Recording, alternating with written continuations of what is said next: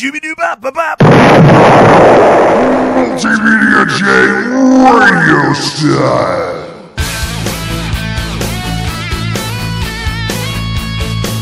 You know, it's always interesting when I poke around on YouTube and I see someone inadvertently agreeing with me on something I've said. Last night, I ran into a video from ReviewTechUSA and then posted a blog entry on my blog at multimediajay.wordpress.com shortly afterwards because the guy has inadvertently agreed with me on a bunch of stuff. He probably didn't know it, of course. It was one of those great minds think alike type things, but I actually posted something on my blog about a ReviewTechUSA video where he talked about, is the PlayStation brand toast? You know, is the PlayStation brand irreparably damaged and Sony's never going to be able to make a comeback? And he also talked about some other things like the Ouya, which is a rather open console that'll be coming out that runs off of Android, which is a very interesting discussion in and of itself, as well as some of the other developments that are coming to what would have previously been called alternative gaming platforms like smartphones and tablets, like the power behind the new NVIDIA Tegra chips and other sorts of things. But most interesting in his video, which I'll be video responding to with this segment, was him basically repeating nearly every point that I made a month ago in my podcast about, do consoles have a future? No, he didn't of course know he was doing that, but he almost went down the list verbatim and touched on just about every point that I made in that podcast last month, which I'll also be going on Out of Continues sometime this month to talk about with Mr. Staffa. I think if there aren't any more surprises this week, we'll probably be looking at recording that this coming weekend, and then the episode posts on Mondays, so probably next Monday or so. And I don't know if we're going to be discussing this, or he's going to be responding to my points, or it's going to be flat out gloves off, all open debate or anything like that, but it should be a very interesting episode. So definitely check it out, outofcontinues.com. Now, let's talk about this whole thing with ReviewTechUSA and what his video talked about. There were some interesting points that he brought up. For example, he mentioned that, you know, there's kind of a price ceiling for consoles. If consoles cost too much, nobody wants to buy them because, you know, consoles are kept in business by only two things: their price and their simplicity. If a console gets too expensive or too complicated to use, people don't get it, because the point of a console is plain and simple gaming without all the kind of, tweaking with things you have to do with like PC gaming or something like that. People that are scared away by the high cost or high maintenance of PC gaming and upgrading hardware and making, setting changes and stuff like that, adjusting your settings so the game runs properly. People that are scared away by all that geeky stuff can just buy a console and have the game just work, we hope. Unfortunately, price and simplicity are both under siege in the console world. If consoles go too far above $300, people aren't all that interested in buying them, because after all, you know, that's when you start getting into like netbook or laptop territory. And if someone who's cash-strapped by this pathetic excuse for an economy wants to buy something for a couple $100, I mean, just think about it. You got a couple $100 to spend, you've worked hard for it, and you want to get all the bang for your buck that you can. What are you going to get? Something that can play video games, or something that can play video games and do something else? Now, Sony and Microsoft have acknowledged this trend with all these attempts to make home consoles into more like set-top boxes and home multimedia hubs and stuff like that, things along those lines. But what do you do when, say, something like the next generation of iPads does all of that, plus can go portable when you're on the go and function as a tablet on the road? I mean, what are you going to do? I mean, these big boxes can only do so much before portability becomes an issue. Now, one of the issues, previously, if you wanted portability, you paid for it, and portable stuff was always more expensive than stuff that wasn't portable. But that's going away too. I mean, with the falling prices of things like laptops and stuff like that. I remember a couple of months ago, my family actually got into an argument about laptops and whether anyone should even bother buying a desktop computer computer anymore, because laptops had just gotten so cheap that, except for the high maintenance costs and high amount of proprietary stuff and inability to upgrade most stuff in a laptop for a casual computer user might actually be a better investment than a desktop. So we've had these kinds of arguments and stuff going on. And yeah, we're running into the same thing with consoles versus mobile devices. I mean, just look at the footage that he's got in his video of the NVIDIA Tegra, the tech demo, and what kind of graphics and processing power something like that can have. Now, that's something else that's going on, too, as a result of the changing the trends in the markets these days and the changes in what consumers actually want. Because the NVIDIA Tegra is one of those all-in-one system-on-a-chip type things that chip makers have started making as an alternative to a more traditional CPU GPU setup, like in ultra-portable devices or something like that. The AMD counterpart, of course, is the AMD APU series, which has a built-in Radeon section and does CPU and GPU stuff all on one chip. But here's the thing. What happens when these combination processors catch up to consoles, and you can put them in anything? In a smartphone, in a tablet, in the Ouya box? And, we're looking probably at a transformation in the set-top, I don't want to say console anymore, let's say like set-top gaming or just living room gaming market. Similar to what we had with computers. Back in the olden days, buying a computer was like buying a major appliance. You picked your brand, and then your brand basically took care of you, to keep, throughout the lifetime of the device. But then things standardized with computers, and eventually, we start getting standardization, standardized replaceable parts and things like that. And that's one reason why all the money is gone in desktops, and the industry's trying to get people hooked on super proprietary portable devices again. Because it'll bring back the good old days where you have to do everything through the company that sells you the hardware, instead of having industry standards and parts being easily replaceable and swappable and things like that. So, yeah, we're probably looking at something. That's one of the things I'm most interested in with this Ouya box that I keep hearing about. It's an Android box. It basically takes things like smartphone and tablet gaming and gives you the ability to send it to your television. So even if smartphone manufacturers and tablet manufacturers don't take the hint, they've created one monster of an all-in-one device and give people the ability to send their portable devices out to big screens when they're at home. The Ouya box, running off of Android and running off of Android Ice Cream Sandwich, I think the version is, will bring some of that open source or whatever it is, standardized OS gaming back to the living room, so people can stop playing Angry Birds on their tablets and put it up on the big screen again. That definitely sounds interesting. I think the rest of what I could say about this topic can be summed up in me doing the same thing with that uprocks.com article that ReviewTechUSA did, and responding to the points the article makes about reasons why the PlayStation is toast.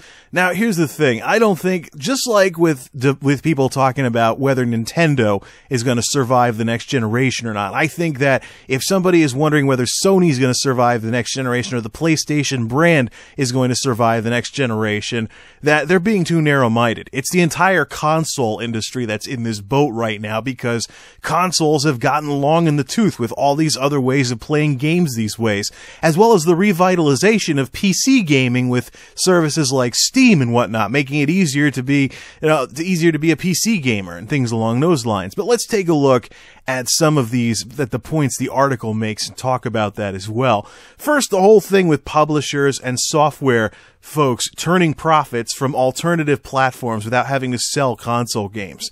That just further cements, the kind of competition that's out there for consoles these days, and the fact that consoles are pretty much having their purposes defeated altogether. Like I mentioned earlier customers looking for bang for their buck, wanting utility for every dollar spent. If they have to choose between a console that costs a few $100s, that plays video games, and something that could function as a console and do other things for a few $100, obviously they're going to go for the more useful device. So, this just shows just how much the market has been changing, that these kinds of things are happening, that Namco, Bandai, Capcom, Sega, and Konami can turn profits without selling big console games and things like that. But, I mean, game consoles are kind of like, a good old tradition type thing, but really when you stop and take a look at it, they aren't really necessary. I mean, the minute you can just grab a controller and have computing power of any sort, what's stopping you from putting games on it, like with PCs and stuff? Shoot. I've even gotten games to work on my laptop and my netbook. I just turn the graphics down. Even laptops and netbooks have enough punch to do some basic 3D these days. Like one time, like the first time I ever got World of Warcraft going on a laptop, I had to turn the graphics down. So I just joked about it being like a Nintendo DS version of WoW. But yeah, I mean, this is just the thing. And this also means that maybe what happened with Sega and the Dreamcast will start happening with Nintendo or maybe even Sony Computer Entertainment.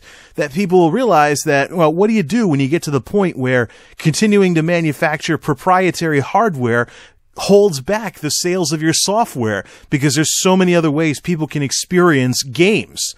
Now, just because it happened to Sega doesn't mean it can't happen to any other company out there. I definitely keep an eye out for Nintendo, Sony Computer Entertainment, Microsoft Studios, whoever's making games internally with Microsoft these days, to consider whether continuing to make gaming hardware at all is really worth it or not, or if they should just do like Sega did and start selling their stuff on all the platforms and give people more choice as to what they want to play their games on. Physical media not doing well. Yeah, I can definitely say that Blu-ray is the Laserdisc of this generation. I've watched the market share before the market share chart stopped being updated on such a regular basis on Blu-ray stats. I sat there for literally years checking in on the site every so often, watching Blu-ray's market share versus DVD barely creep past 20%. Finally, I think they got close to 25%. It's been a while since I've been to that site, but yeah, Blu-ray has had its problems, and a lot of people have mistakenly thought that Blu-ray was going to be just like DVD, including Sony to an extent. But Blu-ray has proven to be very different from DVD, and it was never like DVD in the first place. The way Blu-ray has developed has been different. Its roots are different, how it developed is different, and today, who would be attracted to something like Blu-ray is different than DVD. DVD is a pretty much standardized, ubiquitous format for moderate quality video, but Blu-ray by far has the absolute highest quality out there. Streaming is not going to catch up to Blu-ray anytime soon. All the broadband shenanigans going on out there are basically going to strangle the technology. And even if there weren't bandwidth caps all around the world, streaming does not have the kind of bit rate to generate the kind of image quality that a Blu-ray disc does. The problem? Some people just want to see the content and they don't really care how crisp the image is. As we've seen with audio, as we've seen with the audio world over the past 15 years, a compressed digital format, MP3, beat out CD quality in terms of sheer popularity. Nowadays, if you buy CDs, don't tell anybody you buy CDs, because the minute you tell anybody that you're buying CDs, they're going to be like, oh man, that is so 1990s. So, as the popular joke goes nowadays, who buys CDs anymore? Yeah, so, people for the most part want content. It's only the enthusiasts, like the big movie buffs and things like that, and the folks who have giant AV systems that they can experience all the great content on, that have dedicated like movie rooms and stuff like that. It's those people that want the best quality, period, and that's all they want is quality. But you'd be surprised, how many people just want to see the content and will settle for a Netflix subscription instead of, say, a Netflix streaming subscription instead of Netflix Blu-ray. So Blu-ray, I'd say, is very much the Laserdisc of our generation. Absolutely the best viewing experience, but it's not going to be the most popular because not everybody really cares about quality. Some people just want to see the movie and that's basically it, or they want to see it on the cheap and they get like the $2 DVD at the discount store when it finally ends up there and stuff like that. Let's see. Part of the selling point of the PS3 is that it's not just a game system. We covered that. We covered that game consoles have gotten away from strictly being about games because of changing things and changing trends and stuff like that. People are dumping physical media in favor of streaming. That talks largely about the point I just made, that some people just want to see the content. And yeah, the Blu-ray has not done to the PS3 what DVD did for the PS2. Things have just changed way too much. Reason number 3, users see no reason to ditch their consoles. I've been hearing this from a lot of people, and it's true. Despite the current generation of gaming devices having been around since the mid-2000s, it's true. I mean, there is really no compelling reason, except for improved frame rates. There's not much left to improve in terms of console power. We're at 1080p now. 4K is going to be more size restricted than 1080p in terms of needing a minimum screen size in order to notice the added detail. The only thing to improve now really is frame rates, and even then we're going to hit a hard limit on what the human eye can perceive in terms of frames per second. So we can only improve that so much, and then what's left to improve for consoles? Even with the same generation of hardware, as a one review of Skyrim that I've seen pointed out, the differences between Oblivion and Skyrim really point to just how much of a science graphical efficiency is, in addition to raw power. I mean, here we are, 2 Elder Scrolls games, and they are so graphically different from one another that it's hard to believe they're part of the same hardware generation. Then you have Guild Wars that came out in 2005 with extremely efficient graphics that won it some recognition for having, and I quote, good graphics that won't kill your system. Years and years and years later, Guild Wars still had better graphics than some games that came out a few years after it. And it was more efficient too. People with less powerful machines could max everything out before they could max out other games as well. So it's not just raw power that determines how good a game looks. It's not just what they have. It's how they use it. Like with let's say you had like a really fast car, but you only drove it in first gear everywhere. It wouldn't be very fast. So, it's not your car in that case, but how you drive it. So you figure these factors plus the bad economy and people not wanting to spend money if they can avoid it. And yeah, it would really have to be a giant leap in technology for the next gen consoles to really catch people's eyes. And we just don't have that this time.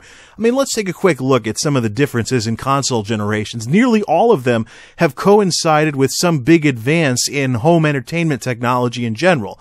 Going from Atari to Nintendo, for example, represented many years of development and a bigger color palette, background music, scrolling backgrounds in video games, which was something you didn't see very much of in the Atari days. So, video games were practically reinvented after the crash with side-scrollers and Super Mario Brothers and the NES and stuff like that. Then the whole 16-bit thing, an improvement in the color palette, better MIDI, wavetable MIDI on the Super Nintendo, ways to make the experience better that coincide with other big releases of various types of technology. That was something that was going on too. Oh, stereo sound, by the way. The original NES didn't do stereo sound, but the SNES and the Sega Genesis did. So, yay, finally, stereo sound in video games.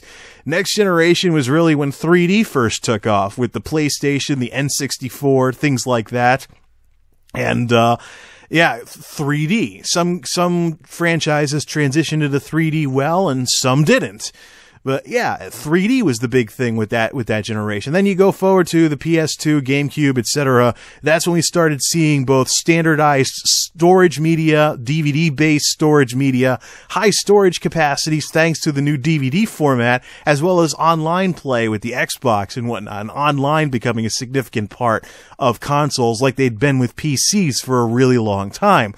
And then finally we get to this current generation of gaming consoles, which would correspond with things going high definition and HD TVs becoming the new standard for video entertainment. So what big development do we have right now? Nothing really that I can think of.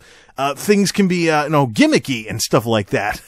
There's gimmicky things like 3D TVs or something along those lines, but there really isn't, we're not seeing the real kind of, big improvement that would make people consider getting another console. We already have surround sound, we already have 1080p, and we've already seen with the 2 Elder Scrolls games that have come out in this generation just what graphical efficiency can do for the visuals in a game, even if the hardware doesn't get improved.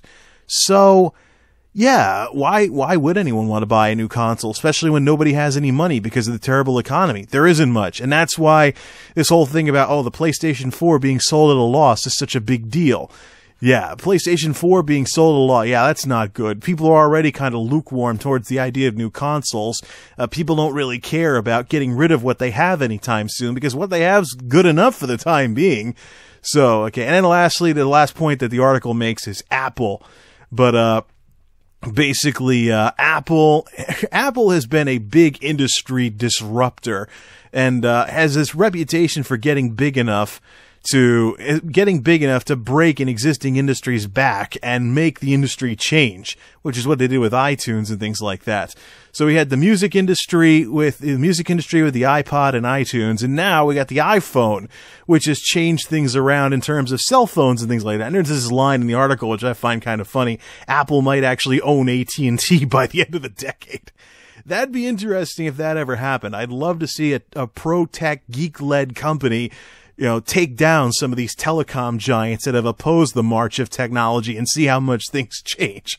So that'd be pretty interesting, but I don't think it's going to happen anytime soon. So that's the one thing that I disagree with in this article is the whole idea of Apple taking over AT&T. Yeah, that'd be a whole mess. That'd be a mess altogether. But again, geek companies that want technical advancement getting big enough and powerful enough to break the existing players in an industry and finally force a change in the business model. That is huge. Because, yeah, iTunes totally did that. And iTunes totally did that. And so did the whole digital media revolution. Whereas, so nowadays we're long past the days of only being able to get your music by walking into a record shop and buying CDs for $18.98 a pop, where there'd be maybe one or two good songs on the CD and the rest was filler material. Of course, there's another thing that Sony could do to combat the problems that are going on in the console industry right now with the encroaching tablets and stuff that are doing what consoles used to do back in the day. They could always just make a tablet themselves. What's to say that the next PlayStation couldn't actually be a Sony tablet that plays PlayStation type stuff and has the punch of a PlayStation 4 or something like that? There's also that thing too. This is Sony we're talking about. They're not just going to let themselves get destroyed like this. Now, I imagine they'll probably have something that they'll try to do to stem this tide. Hopefully it's not anything shady or anything like messing with laws or suing other companies or anything like that. But it'd be really interesting if Sony could actually innovate their way out of this problem and not get left behind with the changing tides of home entertainment and gaming in general. Because, yeah, do consoles have a future? I certainly don't think so. I'll be talking about this on Out of Continues. I already did a podcast about this, and there's still plenty of material out there to suggest that console gaming is in a change or die situation, where the big players that are there right now may not be in a generation or two because of simply how much things are changing in terms of home entertainment, consumer electronics, and how people play their video games these days.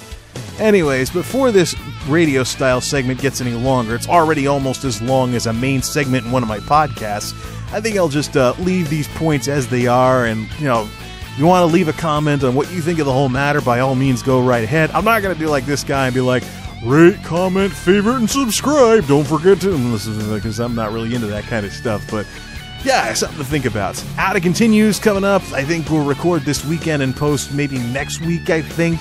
This will be the discussion. I don't know how the show's going to go, but it's definitely not going... What I don't want to see is I don't want this to be any kind of rehash of what I've already said on my own podcast. I want this to be different. And I think there's enough stuff that has come up in the last month since I did that podcast where it can be different. Or it could just be take the gloves off and flat out debate the issue. But it'll be very interesting to see what we do with the show. So till next time, this is MultimediaJay. You're listening to MultimediaJay Radio Style. Thanks for listening.